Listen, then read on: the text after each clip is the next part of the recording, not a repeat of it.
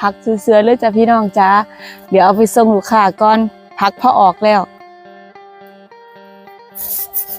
อุ้ยสวยๆเลยปลูกผักครั้งแรกผักสลัดปลูกครั้งแรกสวยอยู่บ่คิดว่าเพิ่นจะได้สวยขนาดนี้ตัดเศร้าๆกรอบๆสวยๆเลยอุ้ยเดี๋ยวเอาไปส่งลูกค้า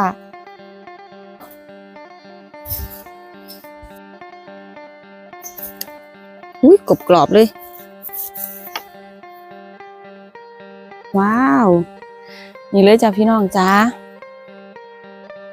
สวยๆสลัดหอมออกเรียบร้อยแล้วเดี๋ยวลูกค้าเพิ่นสั่งไว้จะเอาไปส่งลูกค้าจ้ะ